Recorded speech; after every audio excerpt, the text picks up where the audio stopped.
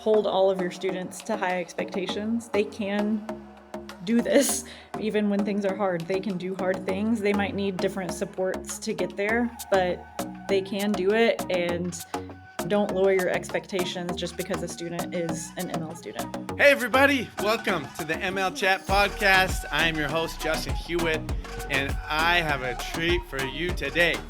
I've got Jonathan Auld and Dr. Marlowe Cross from the Metro Nashville Public School District. They are district EL coaches, and today they join me and we talk about integrating language through content. They presented on this at the WIDA conference this last year and had a wonderful way to talk about it and think through it. We did a role play where they treated me as a social studies teacher that isn't so hip on integrating language into my content. And I just thought they did a wonderful job unpacking that, talking to that.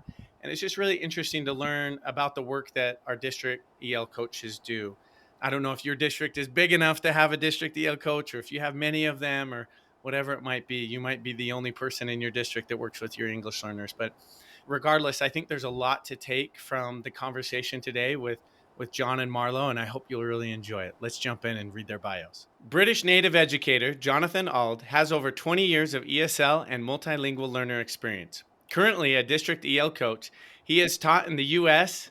and internationally, including Japan, Venezuela, South Korea, and Mexico. He regularly presents at the WIDA conference and holds degrees from the University of Plymouth and a master's from Nashville in elementary education and ESL. We also have with us Dr. Marlowe Cross, who is an EL coach with over 14 years of experience in language development across grades 5 through 12. She specializes in high school, supporting all content areas, including math and career and technical education. Dr. Cross received her Bachelor's of Arts in Secondary Education and English with an endorsement in K-12 ESL.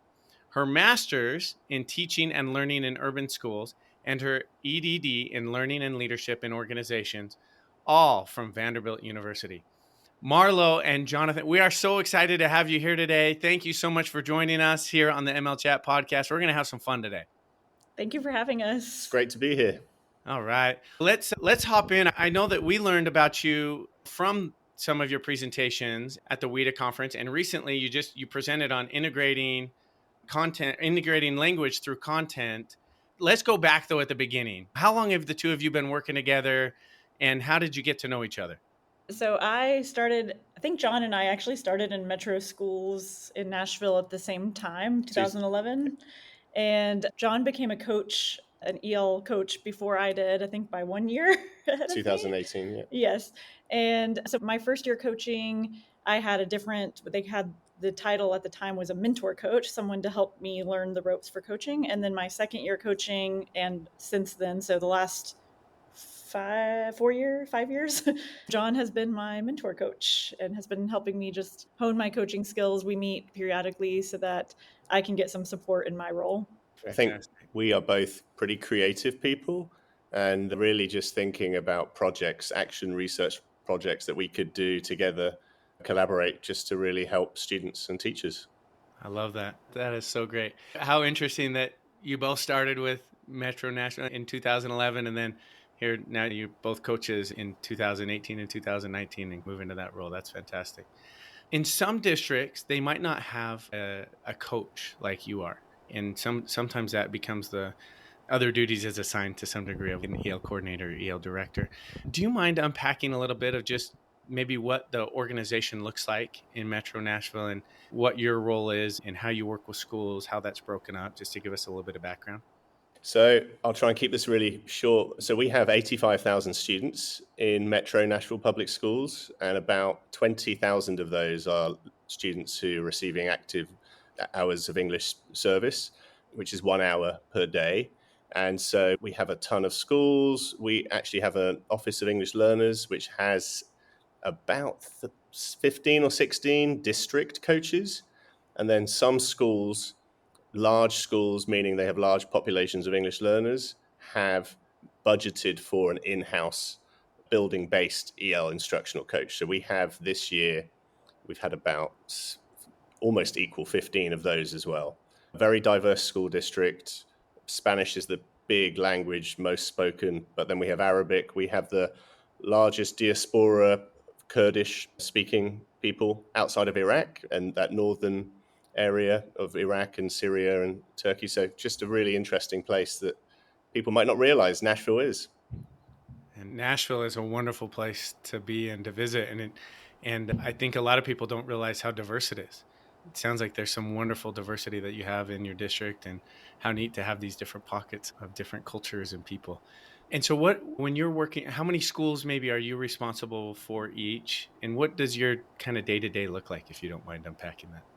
Sure. So I am a building-based coach. So Okay. I am only at my school every Yeah. day, which is really great because we have 1 in 3 of our students here are active English learner, and about half are non-English language background.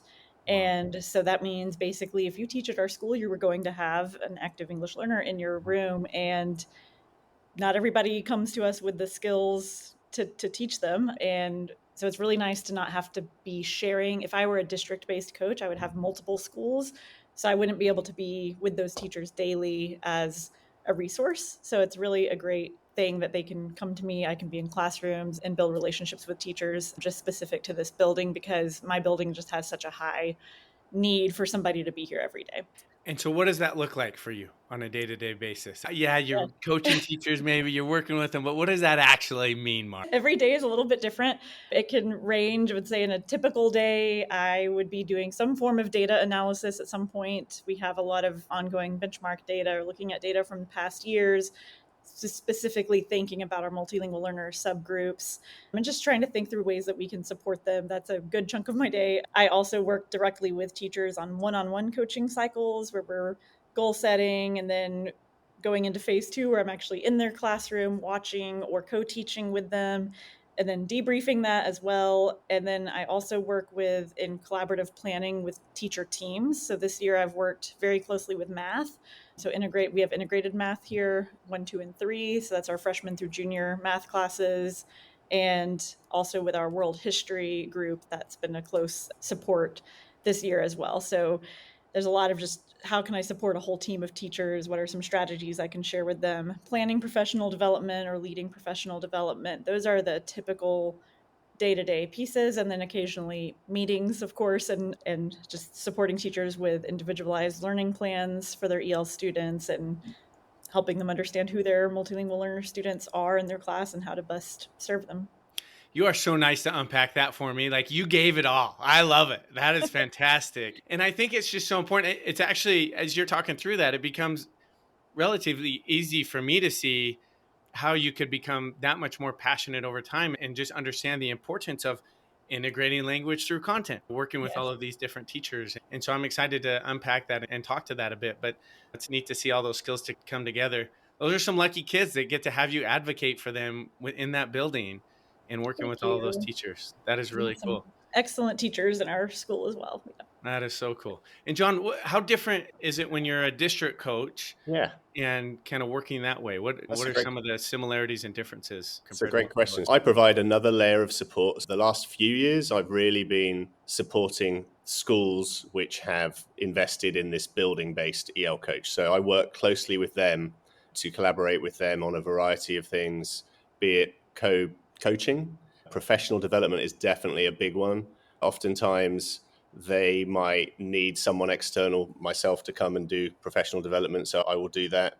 I work with the instructional leadership teams on doing visiting classrooms, walkthroughs, providing feedback to teachers, and then lots of district-based projects, which are, for example, AI is a big one right now. So I'm involved in representing our EL department in AI and helping to make sure we have guidelines and procedures in place for rolling that out in a safe way.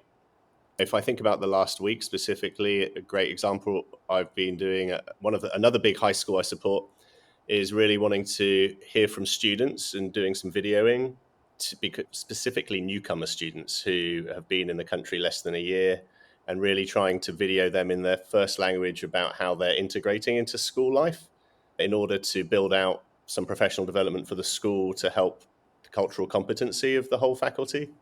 So that's something I've just been doing the last week. So my job's like very different every week, every day, and I love that novelty.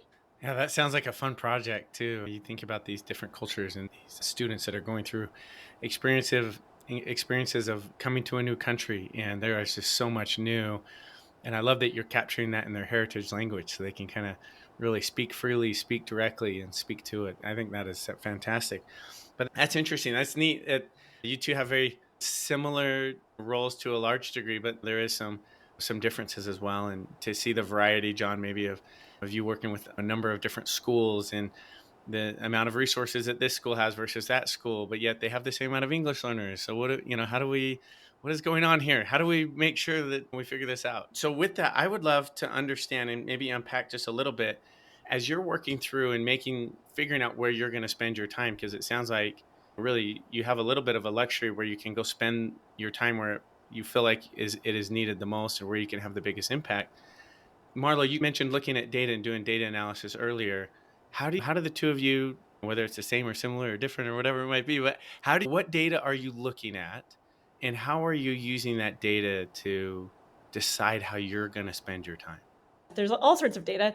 I would say that the building block of it would just be who our students are. I start the year with that, which is making sure that all of our teachers have a list of who their active English learners are, who their transitional students who are in their years 1 through 4 of exiting the program, what their English proficiency levels are, what that means. So I spend a good chunk of the first week of school, I run those reports for each teacher and give them that, and also tell them how they can do that on their own. But I know the first week is just a lot for teachers, so that's something I can take off their plate and just ensure that they have that in their hands.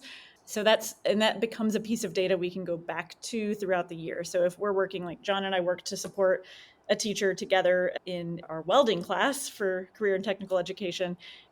Just remember your purpose. I think it's really important to wake up in the morning and have a purpose. And your purpose, you're going to make the world a better place by helping kids. They're our future. That's the big thing for me.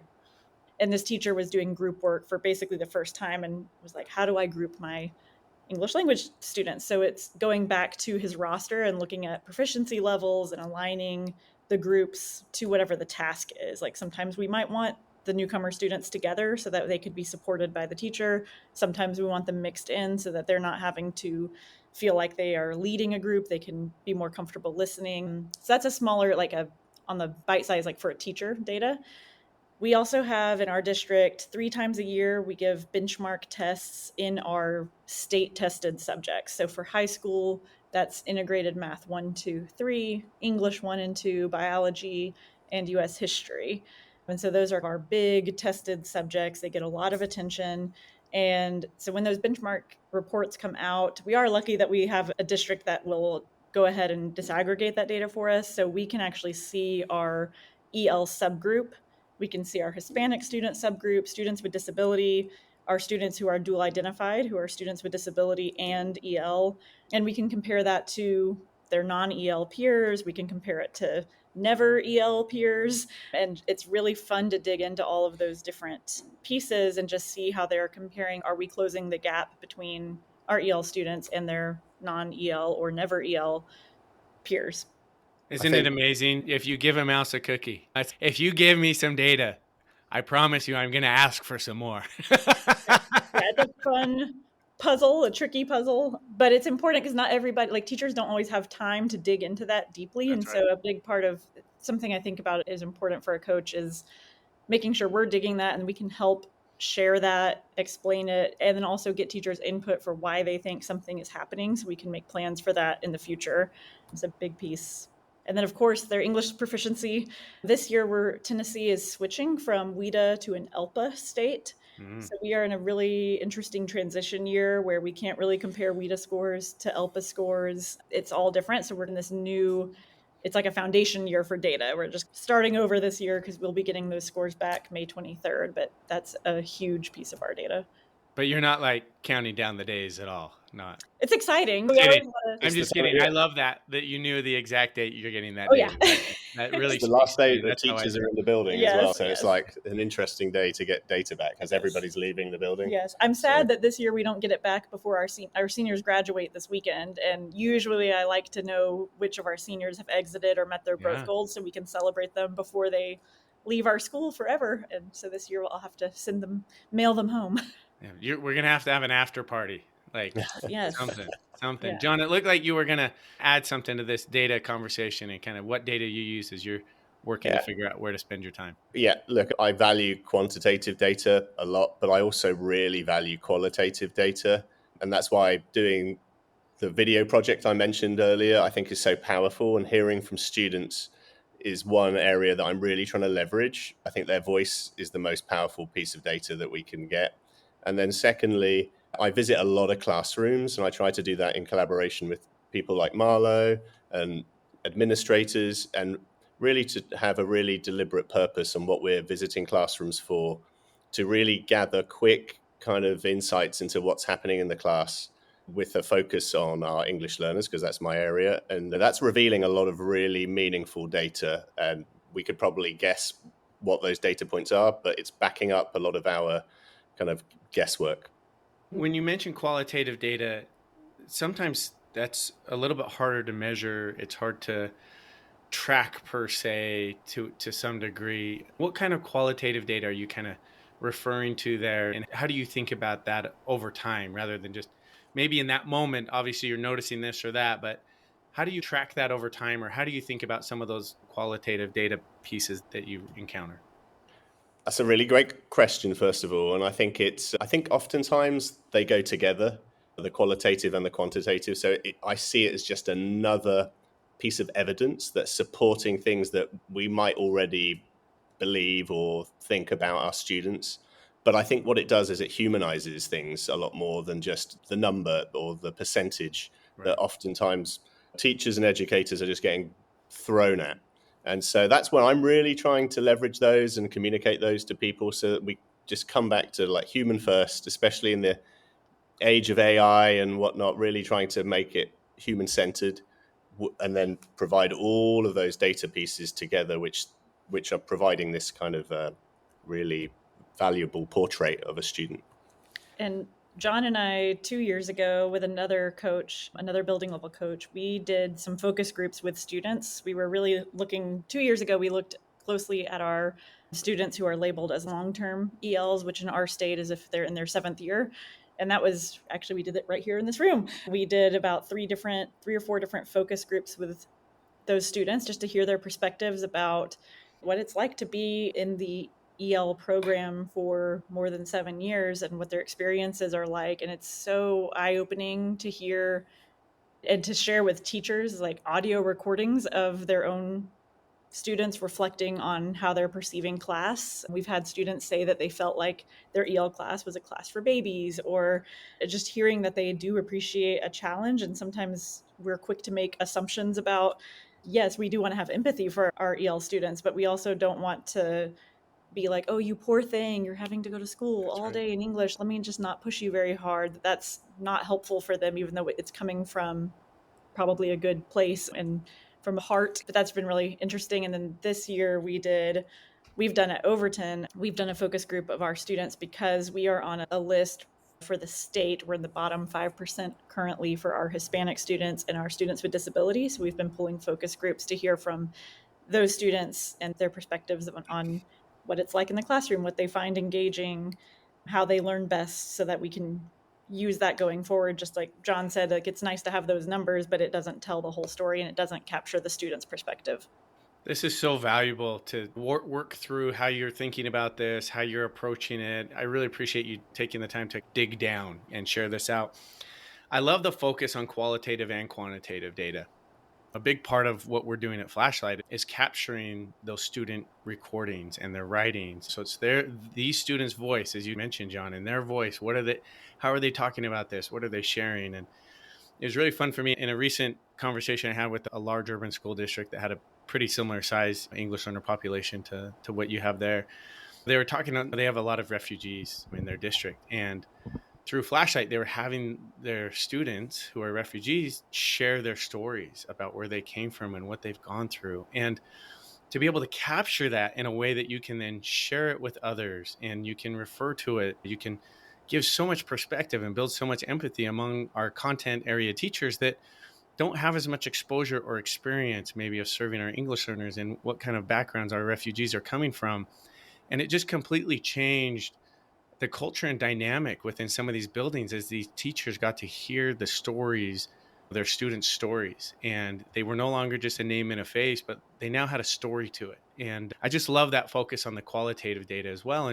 But the quantitative is important too, right? It Because we is. need to take that, they're speaking, and we need to really understand what they need next, or their writing, and so on and so forth, so that we can programmatically make decisions where we're putting the right curriculums in place, the right supplemental materials, and so on and so forth. So I love that's a big focus for you. I kind of want to make a shift a little bit here Yeah, and go for it. shift gears over to talk about this focus on integrating language through content. And I'd love for you to maybe there's some folks listening today that this is their first exposure to this idea. I hope not, but there might be, and maybe they've heard it and said differently. But can you unpack that for me? When you say integrating language through content, what do you mean by that? And let's talk about what do you mean by that? And then let's talk about why it's important to you. Sure, I can jump in there. You go first. So, in the past, I think even when I started 14 years ago teaching, we had an ESL book, right? And it was this idea, even the acronym has really shifted over time, but it was this view of English as a second language. And it was taught very much like how I experienced learning Spanish in high school, which I was in an English speaking school. I did not need Spanish to do well in my other content areas. It was this one isolated class. I remember our textbook went chapter by chapter. It was, we're going to learn train station vocabulary. Now we're learning airport vocabulary, neighborhood vocabulary. And our ESL textbook, when I first started, was very similar. It was like, this is your neighborhood vocabulary. We're going to learn family words, mom, dad, sister. And it's wintertime. Let's learn snowman, mittens, hat, Or glove. maybe it's not winter time, but you're still studying that. You're still learning this, yes. And what yes, it teaches you basically the social language and the language you would need to get around in an airport or around your community, but it's not teaching academic language. And so it's really not helping students who are spending 7.5 hours of their day in an academic language environment where if we want them, which we do, we want them to be able to graduate high school, to go on to pursue careers, technical college, have jobs. They're going to be interacting with English speakers. We want them to also maintain their heritage language, but they need the academic language, which can't really be taught in isolation, which is how it was being approached. We're going to teach you grammar. This is simple tense. Here's how we conjugate simple tense. Here's how we do this as an isolated content. And so integrating it would be, we can still teach simple tense, right? That we do need to teach you how to conjugate those verbs. That's an important building block of language. But we're going to be reading something right now in my science class that is in present tense. It's a lab report. It's talking about what's happening. I'm observing something. I'm seeing the water change. I'm going to use present tense to describe that so that you're getting the content of what's happening in that class, but you're also building the language pieces, the vocabulary, sentence structure together. What we were doing wasn't working. So what Marlowe kind of said, we back in 2011, 2012 here in the States, when I first moved, we were trying to have a language school inside formal education. And I'm like, this is the formal education of a student. We need to provide access to the content like we do for every other student, because that's the right thing to do, because this is their formal education. So I think with that kind of focus, it just brings clarity to the situation. And we saw this huge gap in achievement between students who were long English learners of all types and then our native English speakers. And so I think through research and exploring and starting to network, we saw that we really needed to look at how to integrate these language supports into our content to provide this access to it for all students so they could reach their potential. And it's not perfect, but I think we're making strides here in Nashville. Yes. And I love that. And I love that you just called out the fact that, look, what we were doing wasn't working. We had to make a change, right? And so we dove in and we figured out we were teaching all this language in isolation, where in reality, it needs to be taught in context, right? If you're really going to understand all the language around experiments and whatnot. You better be doing experiments. That's going to be an important piece of this. And so I love that. And I think we hear that and it's pretty intuitive. It's like, yeah, of course. But I also know a lot of teachers around the nation they might be a math teacher, or they might be a science teacher, and they don't necessarily think of themselves as they're the language teacher.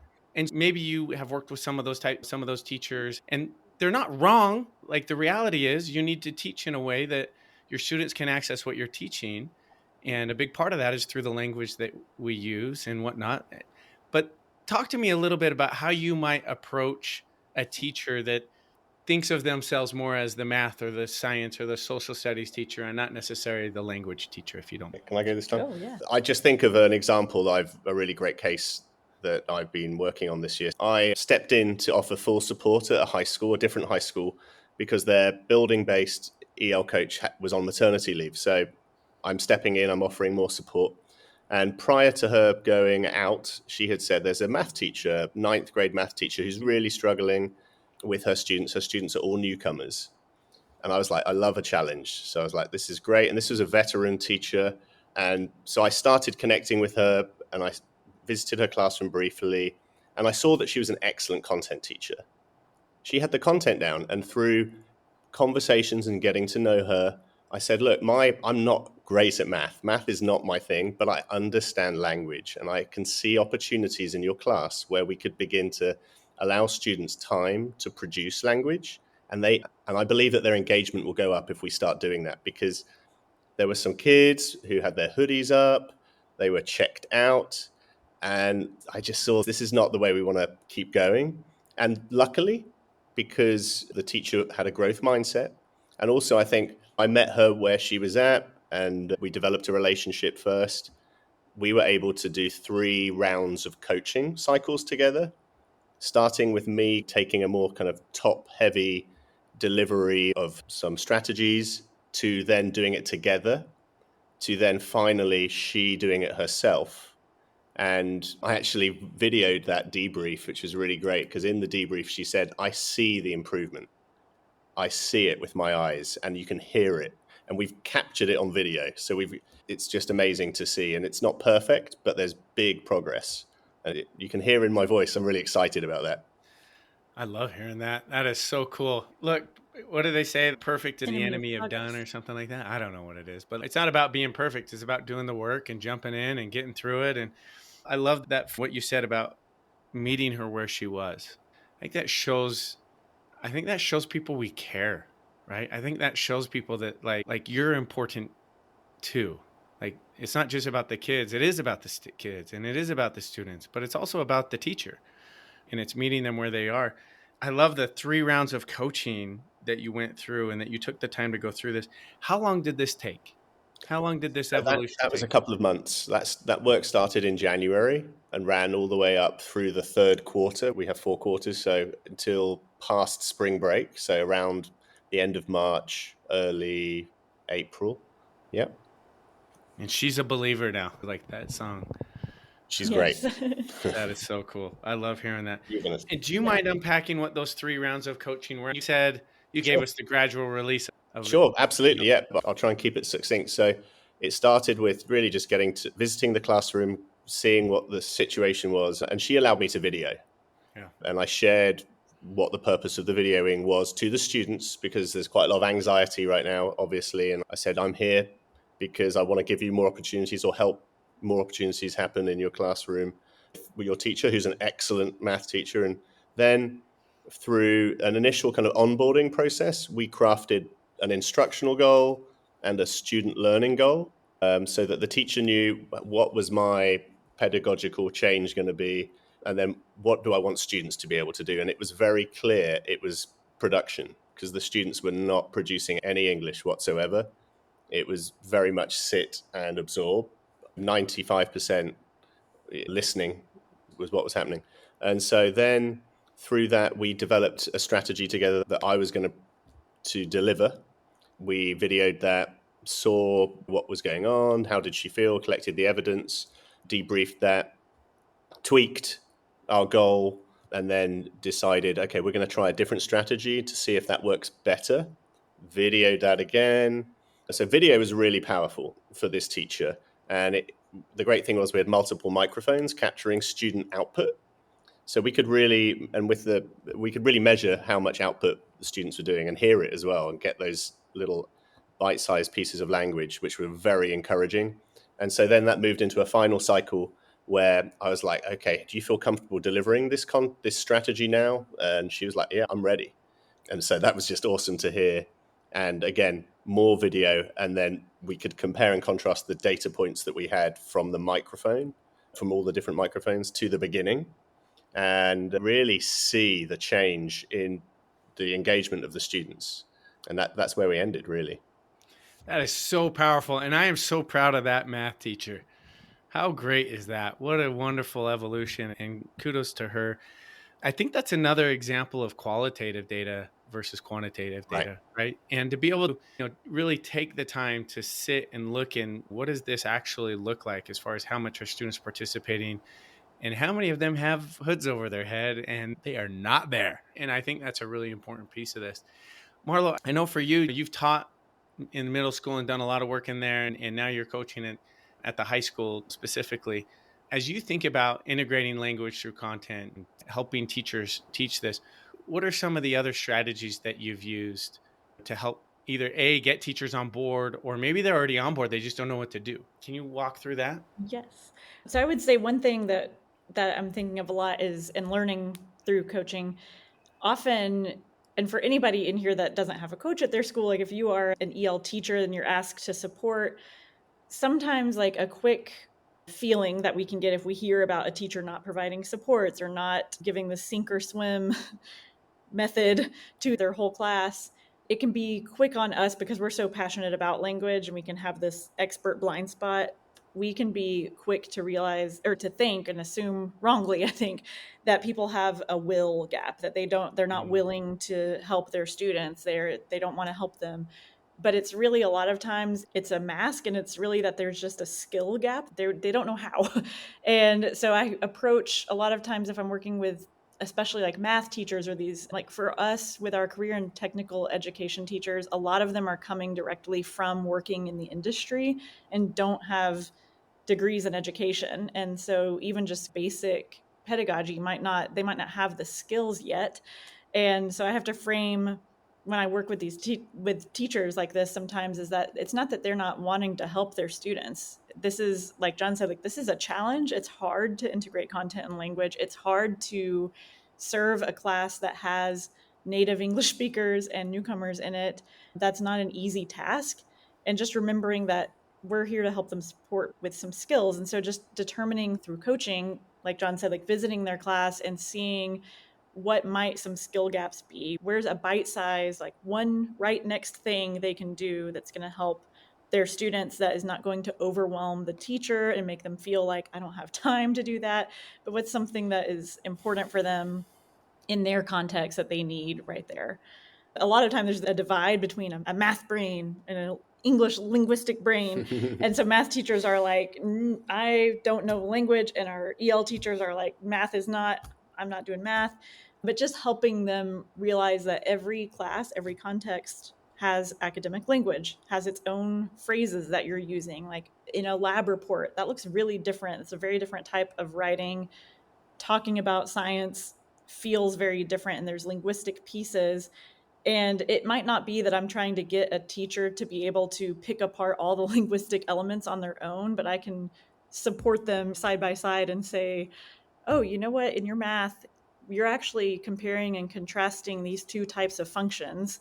And compare and contrast there's phrases that we would all use across all content areas. We need to be making sure that our students know how to say a quadratic function is similar to a linear function because, or they are different because, and how to put those comparison contrast sentences together along with the vocabulary of linear, quadratic, expression, how things are different in math, like a table. Students might be thinking of a physical table that they eat lunch at. And then now in math, we have a table. And then in everyday language, you might hear somebody say, I want to table that for later. And just helping them, because they may not come to their lesson thinking of those things. So we can help just shed light on the ways that English is could be confusing, and anticipating where students need that help so we can bring that and make sure like you have language objectives. It's a big thing. Making sure that teachers are planning for the language that students will need to be successful with today's lesson. Yep. Yep. A table is where we go eat numbers. So Yes. you look like you were going to add something to that, John. Well, I was just thinking the United States is interesting because we have such a diverse country of cultures and languages, yet it's a monolingual country. And my kind of focus, I try and just leverage those assets when I'm meeting and working with people, that you have kids in your class who are polyglots, speak multiple languages. They are sharp. They have a lot to give. We just need to tap into what they can give. And I think through that, we will be able to have just great people in all professions. I really do believe that. Yes. Very assets-based approach and thinking. I love that. We actually almost named my company Flashlight. We almost named it asset-based learning. We were like, let's go all in on this. And it was like, what if we did something that wasn't assets-based? Everyone would call us out on it.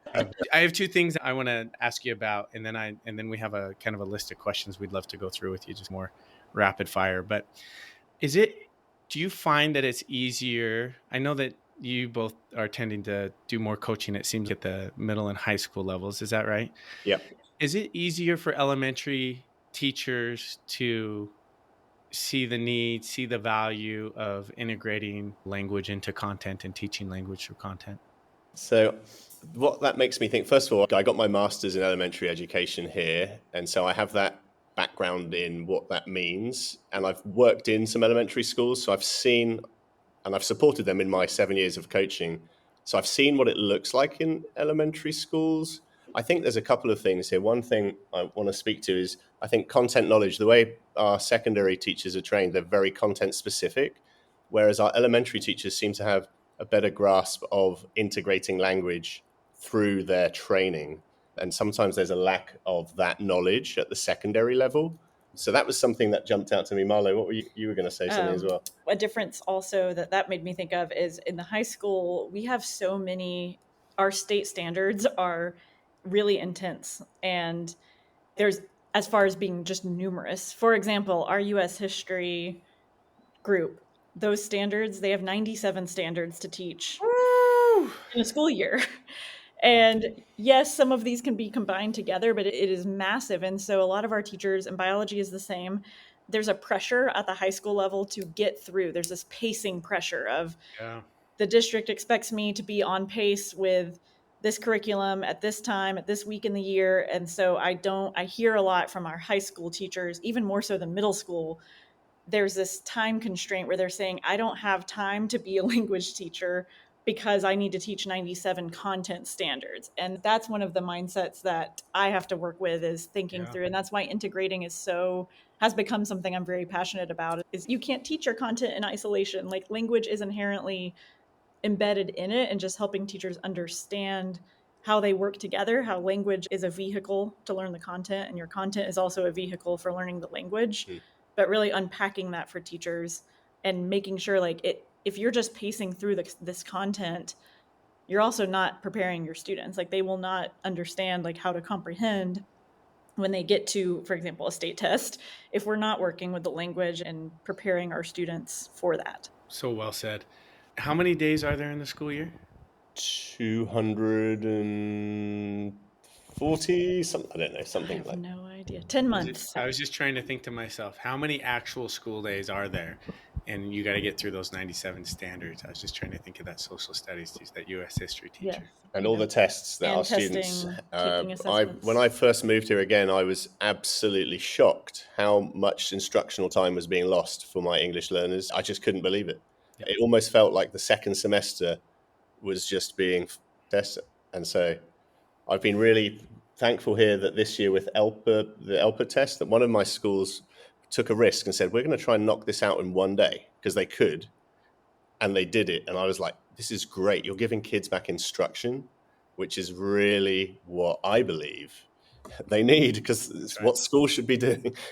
And it's interesting, especially some of that more summative based assessment, right? If we can figure out ways to do formative assessment, interim assessment in a way that informs our next move, like, by all means, right? But let's do it in a way that maybe doesn't take 7 days or something like that. Let's knock it out in 15 minutes so we can get moving and have it inform our instruction. Okay, I have something I would love to do. It might feel a little uncomfortable, but we're going to do it anyways because the listeners all want this. So good. Yes. I want to role play that I am that social studies teacher and I have 97 standards that I have to get through. And I don't really see myself as a language teacher per se. And I would love to hear the conversation that you are going to have with me to help me see things the way that might be more beneficial for our multilingual learners. And let's be honest, it'd be more beneficial for every student in that classroom. Let's just be clear about that. But do you mind tag team duo, like work together? We can do it. Okay. All right. I'm ready for you. You're in my classroom. The kids just walked out. It's my prep period. Let's go. The first thing I'd want to ask you is tell me about your students. What do you know about them? I know that they have to get through 97 standards before the end of the school year. And they don't necessarily all want to be in my classroom, but I do my best to connect with as many of them as I can. What is your what do you want your students to walk away from this lesson understanding and like doing? The lesson that I taught today? Yeah. What is it that you wanted students to do by the end of it, and what enduring understandings do you want them to have? I'd love for them to understand the long-term impact of the Gettysburg Address, and would love for them to really understand the meaning of it in the history of our country, and also understand how it applies even to them. So I'd be like, wow, the Gettysburg Address, that's a beast. And I'd want to say, maybe could we look at this together and really unpack in more detail what you want students to do and what kind of language pieces of the Gettysburg Address are really essential to the standard that you're going to be teaching. Yeah, that's what I was going to say too, is looking through. It's hard to role play this one. No, that's okay. Talk through it. That's the same thing. You might not know exactly what you wanted, but thinking through like a task that students are doing with that primary source. And whatever that task is, there's embedded language that's going to pop out to us. Right. Are they comparing this speech to another president's speech, to another speech by Abraham Lincoln? Are they analyzing his word choice for something that would probably be more English language arts, but they might be comparing it. They might be thinking about the impact that speech had on the American people and why that was important. Whatever that is, we're going to hear a function, I think. We're going to hear either an argument that students have to make, or they're going to have to explain something, or they're going to have to... I like what you're saying, because I'd want to be... I'm hearing explain. I'd be like, okay, this sounds like a great opportunity for some speaking. What can we do? What supports do we need to put into the class to hear students talk about the Gettysburg Address? And I'm always shooting for, let's see if we can have 3 deliberate interactions where kids are going to talk about the Gettysburg Address. And let's do it, because they can do it. We know they can do it. Yeah, and it's also thinking on the input side, right? They're reading the Gettysburg Address. If you had a class with newcomers in it, I would not advocate for the newcomers reading the entire Gettysburg Address, because that's not going to be productive. That's like putting me in a class of Russian and giving me like Romeo and Juliet and saying, here, good luck. Even if you read that aloud to me, I'm not going to come away learning any Russian words or understanding it. And so it's just thinking through that it's letting teachers know it's okay. We tend to stay away from the word modify, but we do talk about how can we keep the integrity of the text, but just find really specific pieces which are really heavy with the content that we really need to dive into. Or pop culture, that the beginning of that address is going to be, they're going to hear that throughout their lives. So I would definitely include the first few sentences for sure. And then whatever that task is, we want to make sure that we're zeroing in on that part of the text, not the whole text. That's okay. You can let go. We're going to zero in and do close reads of these sections so that they can pull the evidence that they need for the task. And then making sure that we have sentence stems aligned with that language output. Yes. I love it. So this is great. This is helpful. I'm starting to see why I should do this or how maybe I could do this.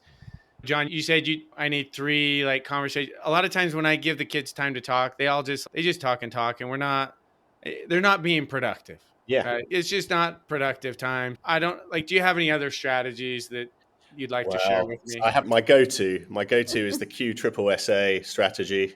which is my favorite. And it's a very easy strategy to implement. It doesn't take much planning, so teachers always love that. It's a really quick strategy. The Q stands for a question. You provide an open-ended question. So it could be, what is the purpose of the Gettysburg Address? And then you're going to provide a sentence stem for students to answer the question so that they feel comfortable, they can at least get going. So it might be, the purpose of the Gettysburg Address is, and then you're going to ask them to follow a signal when they're ready to share. So that could be, okay, stand up when you're ready to share. And then the next S of the acronym, QSSSA, is they're going to share out with someone. And that's where you can be deliberate about how you're going to do that, some instructional grouping. You might say, share with someone who has the same type of sneakers as you, or for any other deliberate grouping. And then the final piece is the assessment, is the A. So that's like a little formative checkpoint. You could ask a couple of kids to share out. You could stretch them and say, share out what your partner said. So they were having that active listening piece. Or it could be a writing piece. Write on a sticky note what you put down and then stick it on the door as you're leaving the class. That's my favorite. It takes about 7 to 10 minutes. Yep. It can be done in any content area, any day. You can also improvise it really fast. Like, it's not something you have to have done beforehand. You can be like, hey, I think we need a spot here for kids to talk. QSSA it. Yeah. It's by the lovely Carol Salva. That's right. I didn't come up with diligence. that. Carol Salva. Yep. Let's go. That is so fantastic and so applicable. And I can take that. Okay, I'm in. I'm on board. I'm starting tomorrow. What more, Marlowe? What do you think? I was going to say also with talking, another thing because I hear this so often, like teachers are a little bit reluctant to have their students talk because they might start talking about whatever. And a couple of things with that. One is you might try having A, B roles, like student A, student B, with those sentence stems, especially if it's a new procedure in your class. If you are 3 months into the school year and you've never done talking before, and all of a sudden you're saying, turn to a shoulder partner and say this, they look at each other, say what? And so just saying, hey, student A is the one closest to the door, student B is the other one, and here are sentence stems. Student A asks the question, reads the question, student B responds, and then student A says, I agree or disagree because, and just providing that will help students get talking. And then also just remembering that, just be realistic. Is every student in your 30-student class going to talk and be on task and say exactly what you want them to say perfectly? No, probably never. Like that, and that's okay. But did you get more students talking than you would have if you just ping-ponged that question out to the class and you had one student respond? Because that student is getting the practice of saying this word out loud, which is going to help commit it to long-term memory, and everybody else is just listening more. So it's okay if 70% of your class was on task and talked. It's better than 2%. 3%. There we go. Yeah, exactly. This really resonates with me, and I know it will with our team, with our listeners as well. They are going to get a lot out of our taking the time to do this. Thank you for being willing to role play that with me. And I think we have a lot of coaches that are listening as well that are thinking to themselves, what are some different strategies and whatnot that I can hand out and share, and how do I approach them? And I think understanding kind of the time frame that you're working in, and then also how to approach it and meet them where they are. Like, I think these are really important concepts that our listeners are going to be able to take away from listening to this and being a part of this conversation. Have a couple of just quick questions I'd like to bounce at you and get some feedback. A lot of times, these are some of the places where new resources come out that people are looking for. They're looking for that next book or that next podcast or whatever it might be. So I'll ping you both on this, if that's okay, on each one of these. So the first question, as a part of our lightning round, is what is one piece of advice you would give to an ML teacher? And you can take that however you want. Maybe it's a first-year ML teacher. Maybe it's a first-year coach. Let's go that direction if you'd like. Feel free to take it wherever you are, wherever you'd like. What piece of advice would you give? Just remember your purpose. I think it's really important to wake up in the morning and have a purpose. And your purpose, you're going to make the world a better place by helping kids. They're our future. That's the big thing for me. I think for me, it's hold all of your students to high expectations. They can do this.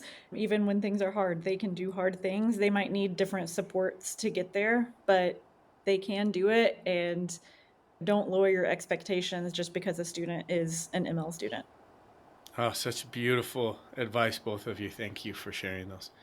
What is one practice you see when you're in buildings or in a classroom or whatever it might be, what is one practice that you would like to see implemented more often? I think providing deliberate speaking opportunities, especially at the secondary level. Like elementary seem to be doing just fine, but when the kids get to middle school and high school, the engagement and the production I'm not seeing as much. So really thinking about intentional opportunities for speaking. I was going to say the same thing. I think I would love to see teachers doing some self-reflection on either inviting a coach or a colleague into their room or audio recording their classroom and trying to shift the amount of teacher talk to student talk. And even if the goal is 50-50, just doing some reflection, seeing how much they talk versus their students. And then again, is it the same for students getting speaking practice every day? And we're just assuming that the other students are getting it? Or are we trying to involve and get every student to participate? Are there opportunities for everyone to try? I love that. And I love that you both said it. That's the one thing for us at Flashlight is we love being able to have students share their voices. We record it and then we can go back and listen to it and they can share it with the parent. They can listen to it at different times and intervals and look at the growth and whatnot. But it's interesting. One of the pieces that we've heard that really surprised us is how often teachers would listen to their students and go, oh my gosh, I did not know that he knew this, or I didn't know he had that kind of language, or whatever it might be. And it's just one of those things that if we give our students opportunities to use their language and use their voice, they will surprise us and they will show us what they know and what they can do. And anyways, I love that you both shared that. Thank you so much. Is there a particular author or speaker who has influenced you the most? You go first. I would say there's a few. I think Carol Salva is fantastic. She has a book, Boosting Achievement, and it's a small book. It does not take a ton of time to look through, but it is where the QSSA strategy comes from. And I also, this is recent for me, I actually have it right here, but Sarah Otto, this is The Language Lens for Content Classrooms. And there's a lot of just good tips on how to write a language objective and some mindset shifts for content teachers. If you're a content teacher wondering, how do I think through language, this is a good step-by-step guide of how to do that. And it's also not very long. I think it's less than 100 pages. So very bite-sized. Oh, great resources. Thank you so much for sharing those. What about you, John? Yeah, I've got the one, and you probably know what I'm going to say, is Dr. Diane Fenner. She works for Support Ed. She is the founder of Support Ed, based out of Pennsylvania, I think. But her book, Unlocking Multilingual Learners' Potential, is a great guidebook with lots and lots of strategies embedded within, really easily digestible, lots of checklists, very practical for teachers to help with integrating. Yes, and Breaking Down the Wall. Right, she's written, it's a conglomerate of a lot of people. Dr. Dan Sterfener is one of the authors, Dr. but there's about 8 authors maybe on it. I have that one. Yep. Yes. Yeah. Mm-hmm. And then if you're working with long-term, or students labeled as long-term English learners, it is Tan Hyun, and it is the for experienced multilingual learners, which I also love that mindset shift of instead of long-term ELs, experienced multilingual learners. There we go. That's also a great book for that subgroup. You know, we had Tan on the podcast not too long ago, and it was it was fantastic. We had a delightful conversation with him. He's amazing. And also with his co-author on that was Beth Skelton. Yes. She's been on the MLChat podcast as well. Awesome. So they're both friends of ours, and we've been grateful for them. I love that you brought up their books. But these are great resources. Thank you so much for sharing those. And I think a lot of people will find great value in those and diving into them. Okay, last question here before we wrap up. I don't want it to come to an end. You two are so delightful. This has been such a fun conversation. Tell us about your light bulb moment or your experience around language development that changed your approach as an educator. It's easy for me. I think you mentioned, I taught in Japan. Right. People think of Tokyo, Osaka. I was actually dropped. I was on the Japanese exchange teaching program called the JET program. And I was placed in a very rural, isolated part of Shikoku Island. And the nearest native speaker to me was 45 minutes away, native English speaker. Wow. So I had full immersion Japanese, and I had to rely on my gestures and just nonverbal communication. And for me, that set me on this trajectory. And I feel like still I'm reminded of what what it's like. Obviously, I had a lot in place. I was educated, I was an adult, and that was really challenging for me. But I still did it, and I started to learn Japanese. And so I feel like that set me on the trajectory for understanding the students who I ended up teaching in public schools here. To really be integrated and immersed in another culture and another language, you can't help but develop an affinity for it and to love it and appreciate it. And it helps you start to realize the wonderful cultures that exist in the world. And it's not just yours, and it's not just the Japanese culture. It's all over the place. And there's bad things about all cultures, frankly, but there's also a lot of beautiful in most every culture I've encountered. I love you sharing that. I actually wish we would have gone into more of your international experience. I want to hear about that. Maybe that'll be over a dinner or something. Marlowe, what about you? What was a turning point for you, if you don't mind? This is actually recent for me. It's the one that popped into my head, but I think one of the things that, like, sometimes I'll hear teachers say, I don't know why we're teaching them the word, I don't know, let me try to pull a word out of the hat. Oh gosh, like Lilliputian. Why would I start with that word instead of teaching them the word small? And there's this kind of assumption that we have to teach language in this stair step. Like, I need to teach the tier 1 everyday vocab first before I can teach them the tier 2 word before the tier 3, or that we need the kind of easier social language first. And I used to maybe think that way as a teacher, and probably tried to make sure that I was like speaking that way in my instructional delivery, which I still think is okay to do that. But I think that I probably held on to that belief of I need to start there before they can learn these other things. And actually having a child who's learning language as she grows, when she was probably 2.5, in the bath, she loves a good bath bomb to dissolve little bath fizzies. And she's still learning a lot of language. And she was asking me, she was like, what's it doing? What doing? Watching the bath bomb fizz and get smaller.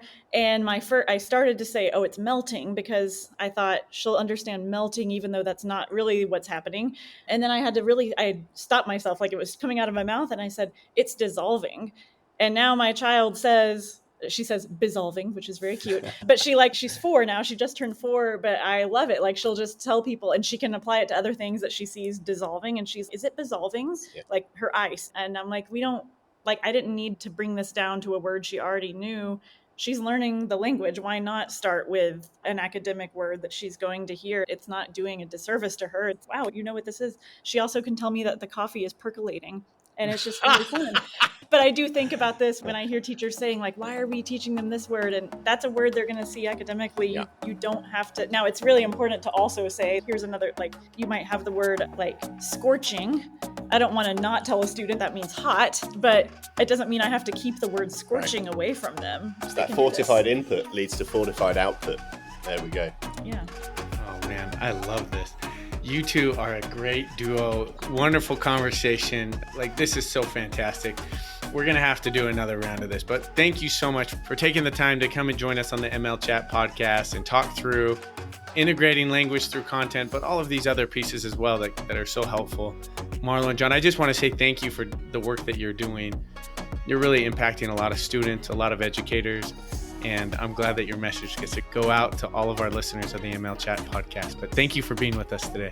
Thank you. We've enjoyed it. It's been great. So much. It's been really fun.